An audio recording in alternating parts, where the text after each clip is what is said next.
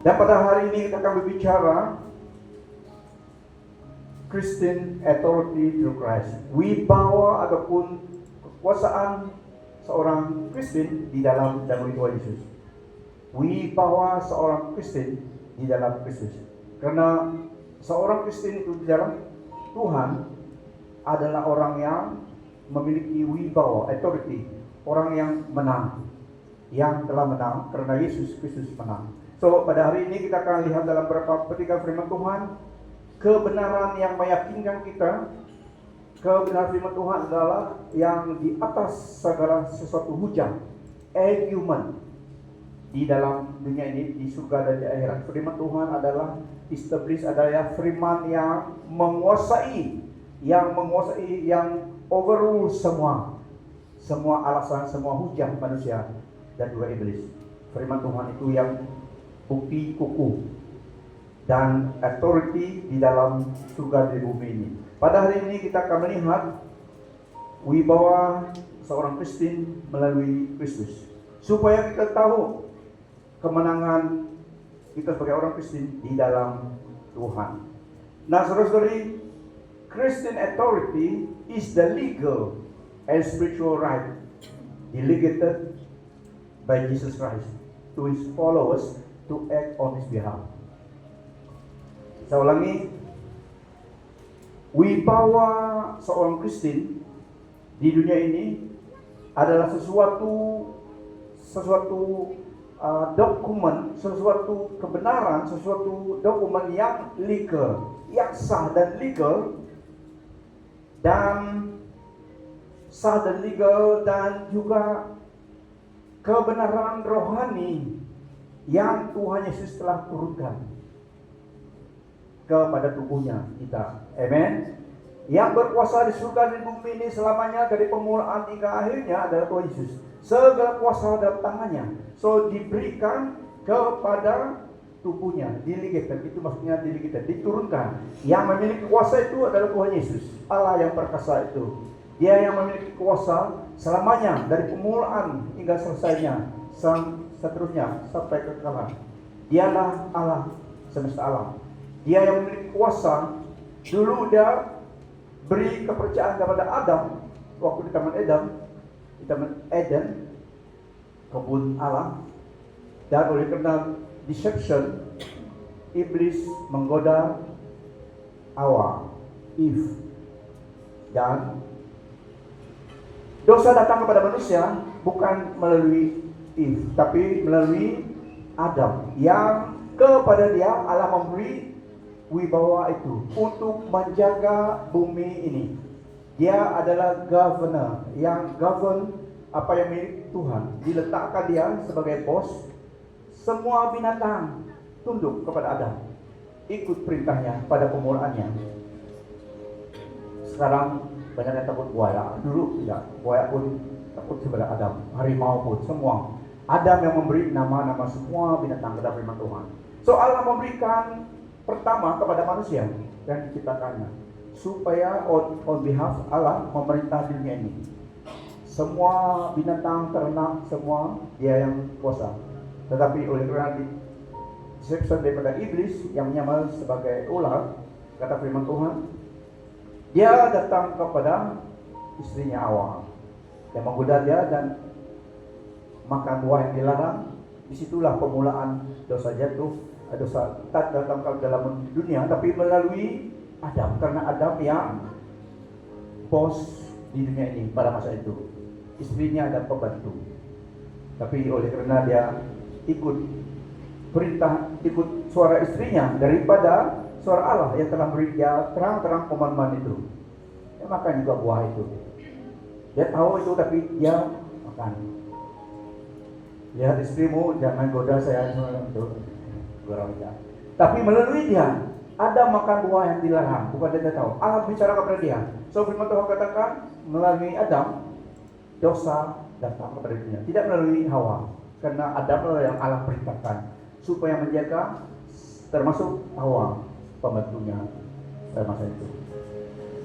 Pada masa itu kuasa di dalam tongkat pemerintahan dilepaskan dari tangan Adam, turun kepada tangan iblis.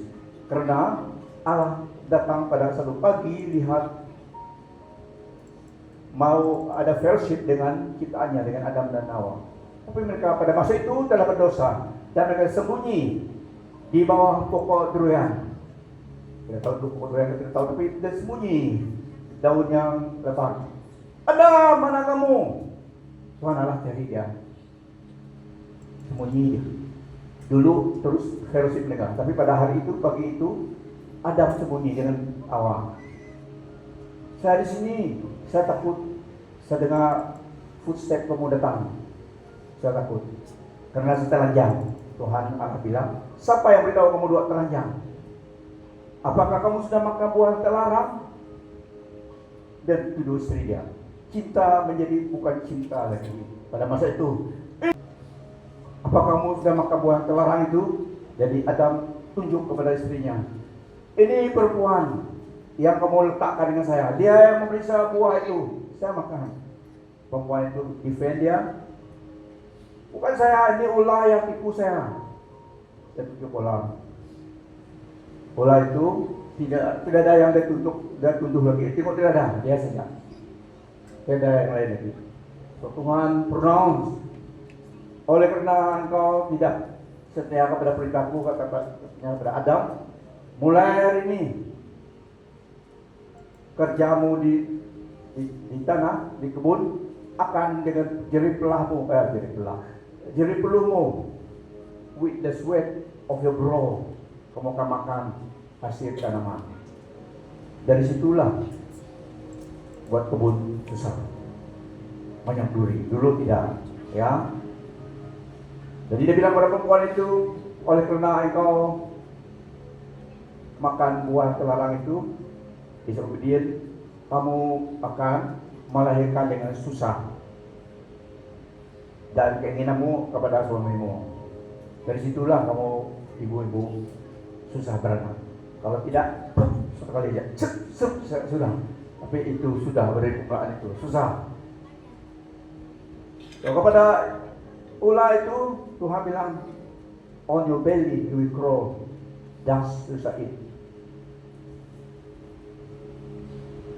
Tongkat pemerintahan yang dalam tangan Adam yang Allah berikan kepada dia melambangkan authority di dunia ini, lepas jatuh kepada tangan iblis.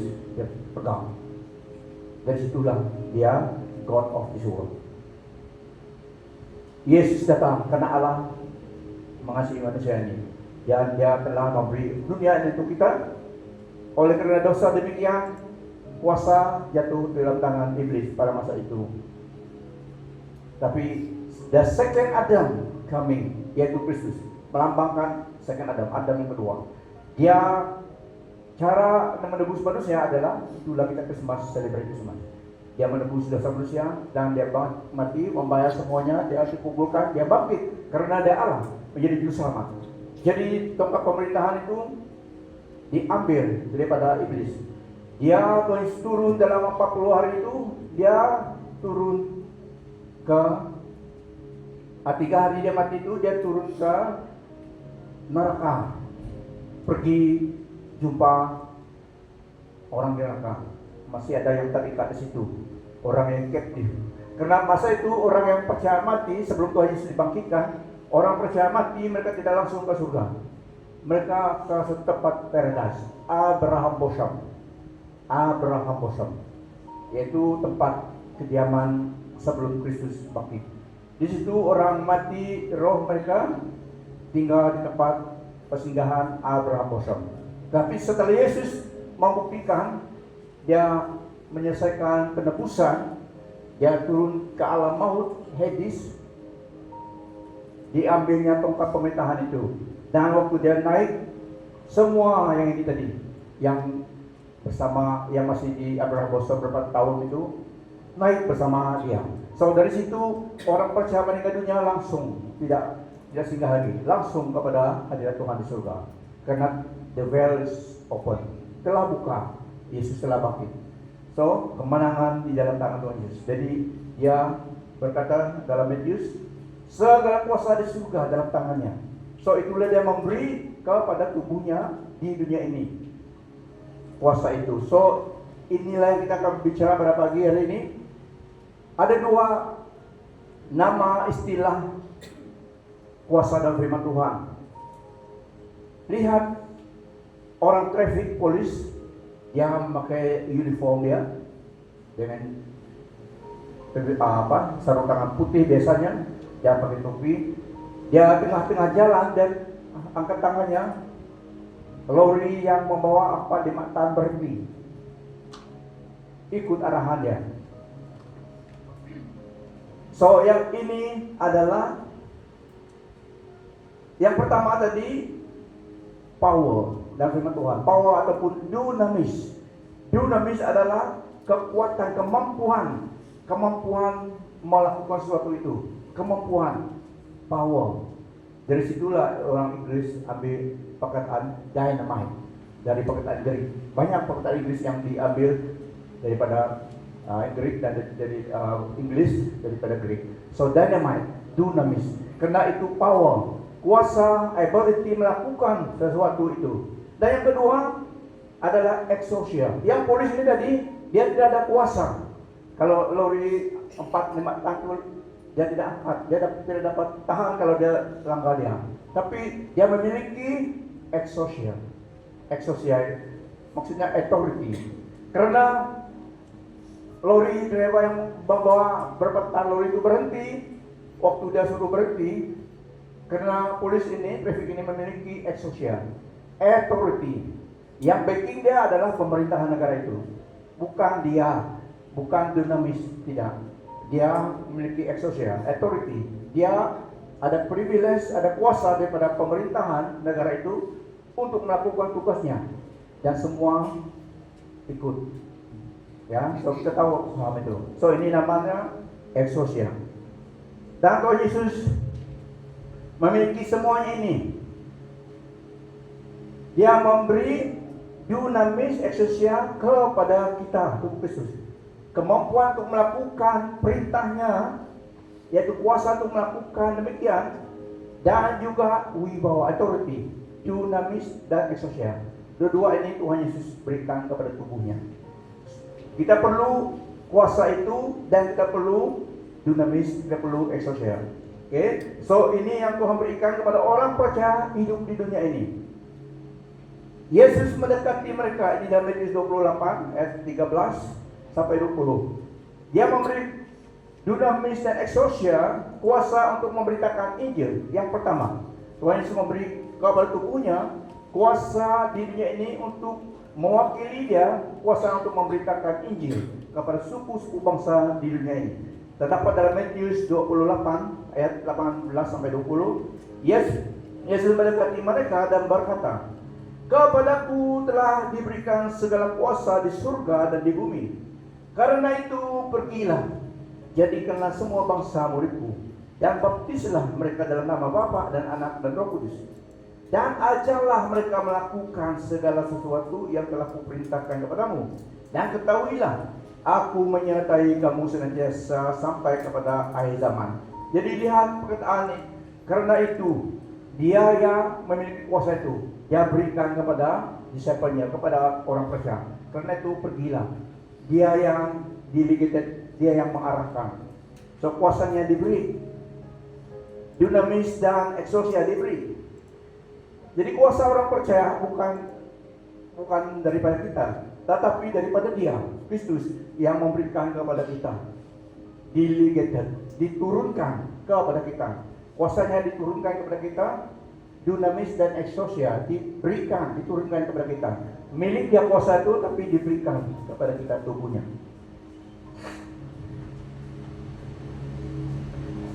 Karena Kristus memiliki segala kuasa di surga dan di bumi ini, kita melangkah sebagai orang percaya penuh dengan keyakinan melakukan perintahnya. Kehendak Tuhan adalah supaya banyak jiwa menjadi orang Yesus. Karena hanya satu jalan keselamatan, hanya dia saja juru selamat.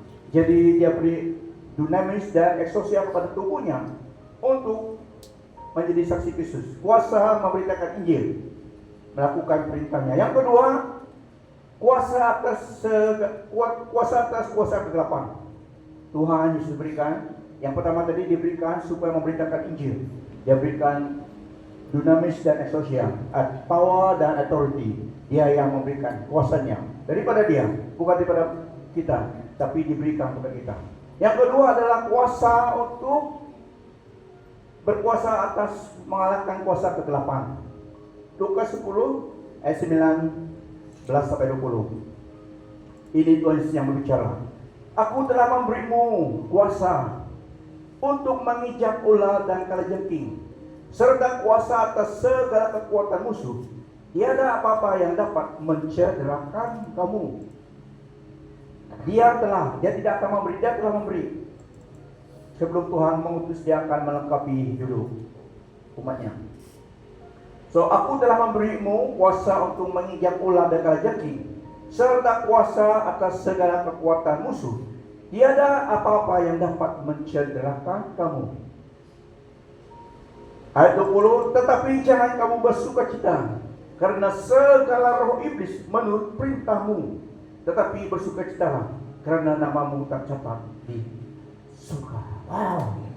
Amen. Roh iblis turut ikut perintah kita karena wibawa dunamis exousia yang Kristus berikan. To exalt, tugas execute apa yang dia perintahkan di dunia ini, memberitakan Injil. Tentu kita encounter dengan kuasa kegelapan, jadi dia melengkapi kita. Bukan kuasa untuk memberitakan Injil saja, kemampuan untuk memberitakan Injil, tetapi juga kemampuan dan authority untuk mengalahkan kuasa kegelapan. Kalajengking dan scorpion dan ular melambangkan kuasa kegelapan. Melambangkan, ya. Bukan kita nak cari mana-mana ular, mana scorpion pegang, ya, tidak. Itu adalah destruction. Kalau terlibat ada gigit, boleh kita claim immunity. Tapi tidak sengaja cari kobra, mana kobra, petok. Tidak. Menanya bangkit, tidak, itu presumption, ya. Tetapi sekiranya terkena hak kita, claim immunity. Dalam nama Yesus, claim immunity. Cast every poisonous to live. Rasul Paulus juga ada demikian. So, tapi dalam ayat ini, kalajengking dan ular melambangkan kuasa kegelapan. Okay, jadi ini yang kedua Tuhan Yesus berikan kepada kita. But do not rejoice that the evil spirit submit to you. Rejoice that your names are registered in heaven. Wow. So sebelum kita pergi surga sudah ada nama kita di situ. Ada tempat kita. Heaven recognize us. Karena nama kita sudah ada di situ. So when our time is up, we go home. Tapi kalau belum, jangan. Amen. Masih ada tugas. Bilang ke kawanmu sebelah. Masih ada tugas kita. Ya. Pagi siang kita bekerja di dunia ini, melakukan tugas kita dan ingat bahwa kita adalah umat Tuhan. One day kita akan meninggalkan semuanya dan bersama dengan Dia. So yang kedua ini tadi adalah wibawa atas kuasa kegelapan. Kita harus tahu ini adalah sudah dilakukan oleh Tuhan Yesus kepada kita. Tetapi kita harus tahu ini kebenaran ini adalah hak kita, privilege kepada orang Kristen. Kepada semua orang yang percaya pada Yesus, bukan sebagian orang saja, tetapi harus semua orang mesti tahu ini telah diberikan. Kalau kita tidak tahu, tidak guna juga. Sesuatu yang diberikan kalau kita tidak tahu itu ada pada kita ataupun kegunaannya, kita juga sama seperti tidak ada. Tapi telah Yesus lakukan, diberikan pada semua. So ini adalah untuk kita, semua orang percaya. Kita harus tahu dan yakin dan melakukan firman Tuhan ini. So yang ini, firman Tuhan ini, kuasa dan dunamis adalah clarified, signifies kepada kuasa kegelapan. Yang pertama, bukan kepada manusia menjadi musuh kita, tidak. Tapi iblis menggunakan manusia menjadi agennya, itulah mereka jadi musuh kita. Tapi kita tidak melawan dengan manusia, tapi dengan roh-roh di udara yang menguasai keadaan atmosfer dunia ini juga, termasuk manusia. Especially influential figure, mereka juga mempengaruhi mereka supaya mereka dipakai menjadi agennya mempengaruhi yang lain. Tapi kita harus tahu kebenaran ini. So yang ini adalah protective dan offensive, legal right to stop the enemy influence in our sphere of influence. Nah, pekerjaan iblis ataupun temptation adalah seperti ini.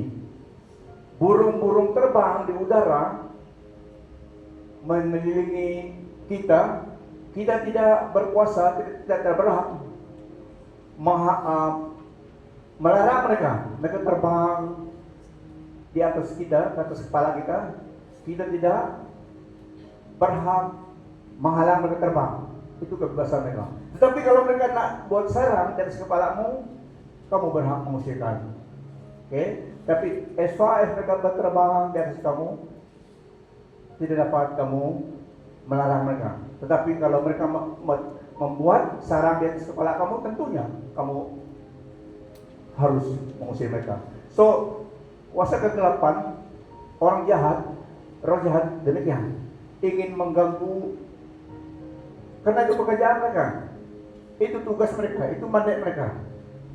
Evil spirit, itu tugas mereka. Kalau mereka tidak melakukan demikian, tidak ada pekerjaan mereka. Oke, roh jahat demikian, melakukan kejahatan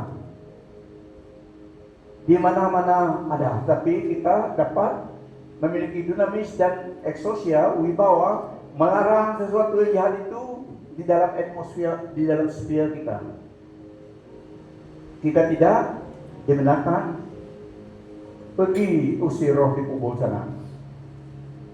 Roh jahat, orang mati di kubur sana. Ada kan? Ada. Mereka, tapi kalau roh jahat, temptation datang mengganggu kita, kita berhak dan berkuasa usir mereka. Dalam nama Yesus, kita diberi kuasa, wibawa tadi.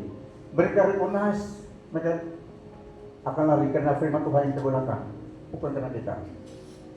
So, firman Tuhan yang Yesus katakan tadi adalah protective dan offensive legal right. Di alam rohani mereka mengerti, tapi kita harus ucapkan itu, speak it out di atmosfer, karena di dalam atmosfer ada yang mendengar. So, gunakan firman Tuhan. Yang ketiga, Tuhan telah bangkit dan memiliki kuasa di surga dan di bumi ini. Yang ketiga, Dia menempatkan kita di tempat kedudukan yang berkemenangan, seated with Christ in the heavenly realm. Firman Tuhan katakan demikian, supaya kita tahu kedudukan kita di alam status, di alam rohani, di mana Tuhan meletakkan kita. Karena Yesus telah bangkit, dimuliakan, dan semua yang dilakukan adalah untuk kita, dan diberikan tugas untuk kita waktu kita di dunia ini. Efesus 2 ayat 6, Allah telah membangkitkan kita bersama Kristus Yesus, serta mendudukkan kita bersamanya di surga. Pengertiannya adalah tempat berwibawa. Walaupun kita masih di sini, kita telah diberi wibawa, tempat yang wibawa bersama dengan Tuhan in the heavenly realm. Di alam rohani, kedudukan orang percaya bersama dengan Kristus. Kita duduk bersama dengan Kristus di tempat kemenangan. So, ini yang Kristus lakukan, menempatkan orang percaya tubuhnya di alam rohani, duduk bersama dengan Kristus bersama-samanya di surga, in heaven. Itu status, position of authority. Pengertiannya, ya. Ini tempat kita yang percaya pada Tuhan Yesus, yang ada di tubuhnya. And God raised us up with Christ and seated us with Him in the heavenly realms in Christ Jesus. So, ini tempat kedudukan, tempat berwibawa, tempat pemerintahan yang di bawah. Ini tempat kita di alam rohani, di situ tempat kita sebagai orang percaya. Ini adalah tempat spiritual position orang Kristen bersama dengan Kristus. Seated in Christ above all principalities, we are in Him. We are technically above the spiritual forces that try to intimidate us. kita harus tahu kebenaran ini. So ini yang tepat posisi yang pemerintahan, yang in control. Tepat kita orang Kristen. Kita yang di situ bersama dengan Kristus. We never alone, tapi bersama dengan Kristus. Ya. Kristus. Yang keempat, authority seorang percaya dalam Kristus.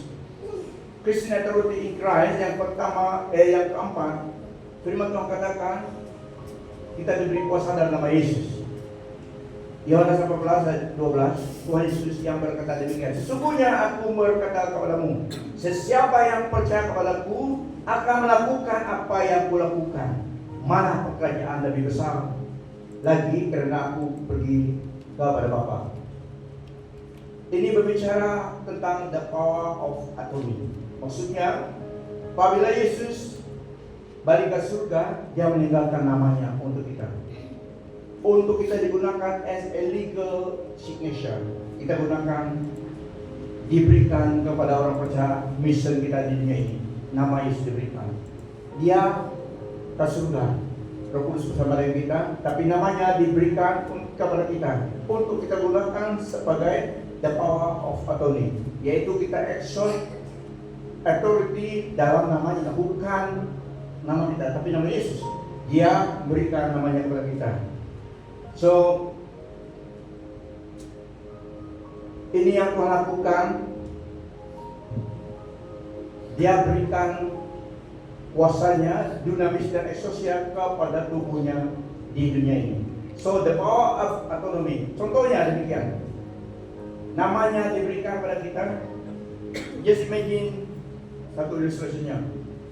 Ada seorang CEO yang pergi cuti. CEO maksudnya eksekutif dalam satu company besar. Ya, dia yang CEO. Jadi dia pergi cuti, dia memberi tugas kepada manajernya, memberi dia the power of attorney. Maksudnya manajer tadi yang akan melakukan semua bisnis urusan dalam nama CEO tadi. Dia tidak ada bercuti. So dia berikan power of attorney, dia yang semua mengurus on his behalf dalam namanya. So ini maksudnya nama Yesus diberikan kepada kita. Dia yang CEO, ini ilustrasi saja ya. Ini gambarannya. Jadi manajer ini dia pergi sign dokumen di bank acknowledge karena dia telah diberi power of attorney daripada CEO tadi. Dia yang melakukan tugas attorney CEO tadi on behalf dia, pergi bank semua mereka acknowledge signature-nya. So inilah yang di alam rohani iblis dan roh jahat mengenal, recognize. Kita lakukan tugas kita dalam nama Yesus. Ya, mereka recognize. Banyak yang mereka benci, mereka terdapat. Ya, especially jika kita mau aktif dan bergiat di dalam melakukan pelayanan Tuhan, memang mereka tidak senang. Apalagi kalau mengusir roh jahat, nama kamu sudah mereka kenal. Dalam firman Tuhan, Paul I know, Jesus I know, who are you? Jadi harus ada dalam Yesus. Ini adalah untuk kita. Kita dalam Yesus, kita memiliki wibawa ini. Hai kawanmu, kamu juga semua orang percaya. Yang penting kita harus tahu ini adalah untuk kita. So jangan underestimate, don't belittle what Christ has given us. Nah ini authority kemenangan orang Kristen dalam Yesus. Supaya anak muda juga nanti kau pergi melanjutkan studi ataupun bekerja di antara orang yang tidak seiman, especially orang yang bukan kenal Kristus, tapi mereka percaya kepada yang lain. Kamu dengan mereka tidak senang kamu, especially dalam iman kamu. Ya kawanmu, saya senang dengan kamu. Banyak orang tidak suka kamu, tapi saya suka kamu. Kamulah saudara-saudari saya dalam iman.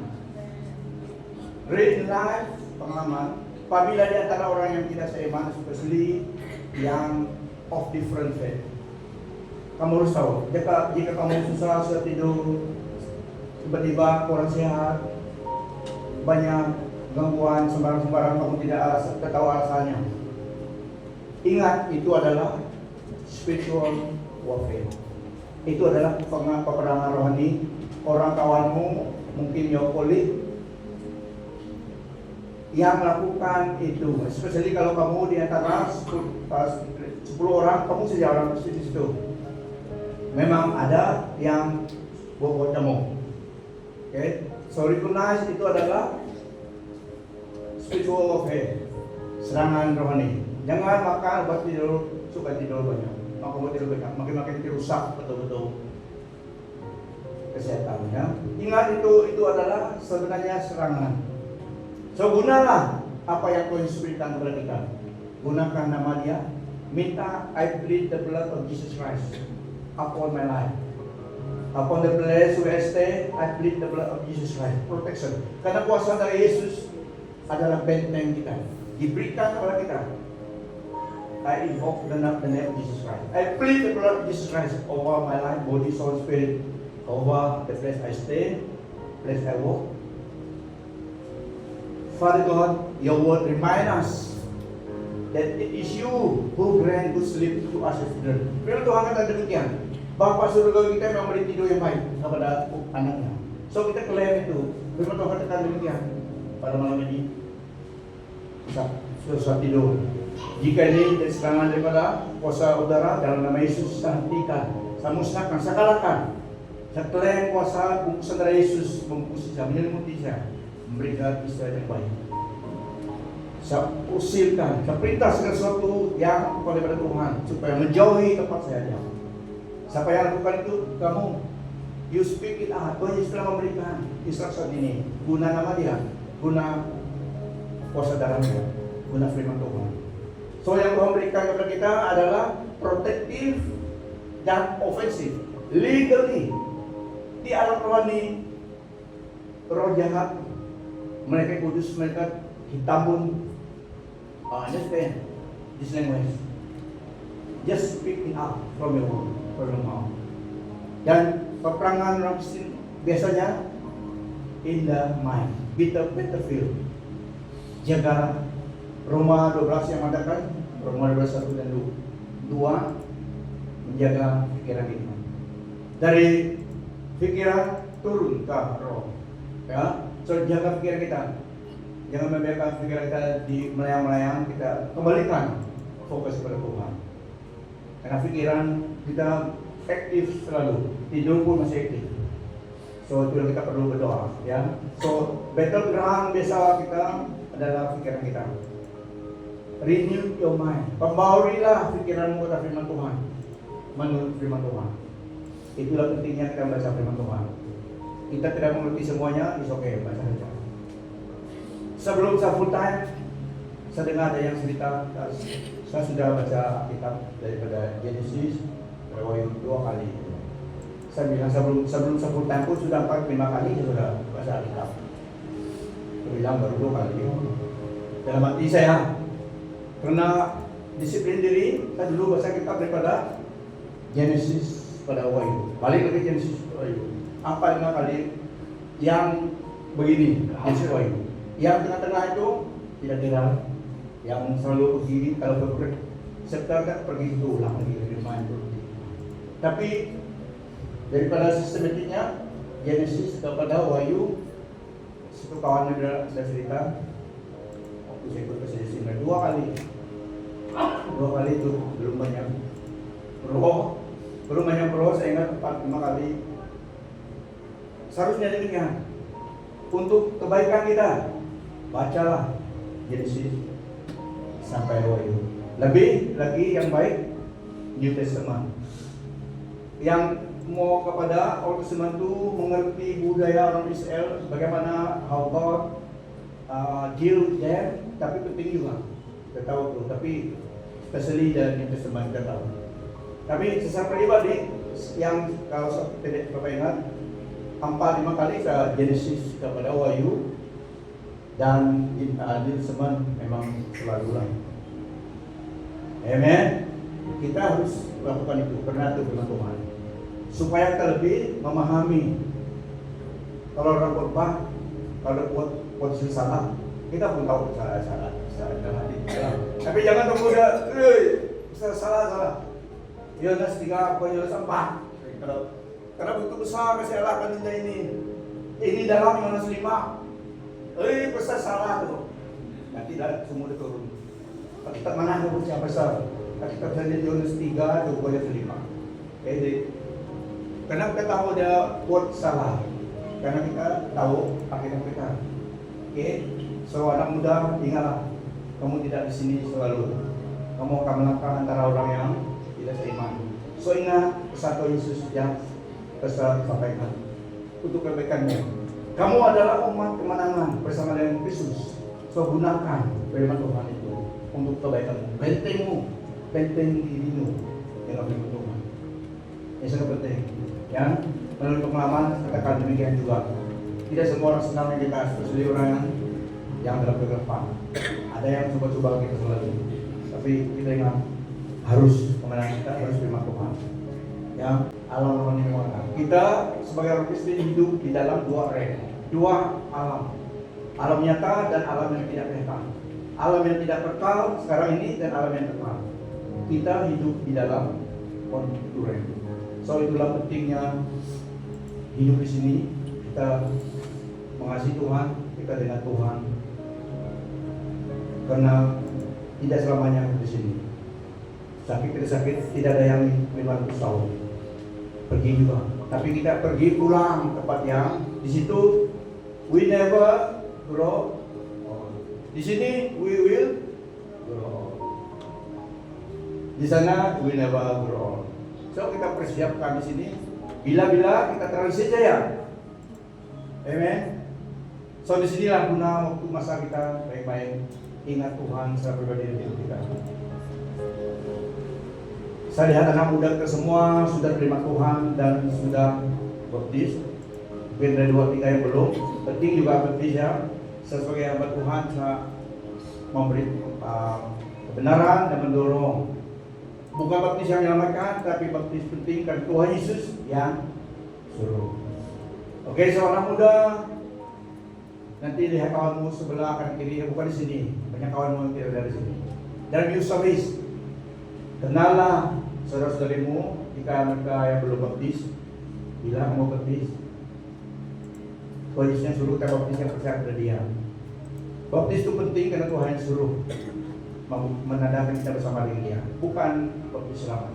Tapi selagi kita di sini kita perlu bukti. Sudah baptis pun memang kita tidak sempurna. Kita senantiasa mengeluhkan Tuhan selamanya. Berita baik adalah kemenangan berpihak kita. Sebagai orang percaya, Yesus telah menang. Kemenangannya diberikan kepada kita. Kita berperang bukan berperang untuk menang. Kita telah menang. Kita berperang daripada tempat pemenang. Saya ulangi, ingat firman Tuhan yang Tuhan Yesus ucapkan. Speak the word. Gunakan firman itu. Jangan simpan dalam hati saja. Gunakan saja. Pisau yang masih di dalam sarung untuk memotong sesuatu tidak guna. Tariklah pisaumu. Potonglah ular itu. Firman Tuhan adalah suatu spirit. So gunakan. Bagaimana gunakan? Speak it out. Ucapkan firman Tuhan Yesus itu. Plead the blood of Jesus Christ. Minta perlindungan darah Yesus atas hidupmu, tubuh jarummu. Dan juga firman Tuhan katakan kita boleh minta service of the Holy Angel. Minta pelayanan service malaikat kudus mengawal pada dia mengelilingi kita. Firman Tuhan katakan demikian. So Holy Angels, malaikat kudus, peranan mereka, satu peranan mereka adalah membantu kita, menolong kita. Dan firman Tuhan katakan demikian. Mereka adalah ministry spirit, datang membantu kita. Real ada alam rohani, real ada mereka kudus. Mereka adalah penolong kita. Mereka adalah tentara surgawi. Mereka dapat menolong kita. Firman Tuhan katakan demikian. So kita minta pertolongan supaya perlindungan ke atas tempat kediaman kita. So banyak yang perlengkapan Tuhan Yesus berikan kepada kita orang percaya. Dia tahu kalau kita sendiri di dunia ini memang tidak mampu. Dia melengkapi tubuhnya, beri firman-Nya, beri namanya, mencurahkan darahnya, dan memberikan Roh Kudus yang dalam kita, serta dari kita. Roh Kudus mampu kita melakukan, karena Roh Kudus dalam kuasa Allah yang menolong kita melakukan perintah Tuhan itu, kuasa Allah, dan Dia tahu kita memerlukan itu. Amen. So kita harus tahu ini adalah untuk kita. Gunakanlah apa yang Tuhan berikan untuk kita. Appreciate yang Tuhan berikan. Lebih lagi keselamatan jiwa kita. Kita one of these days we never. Mari kita berdiri.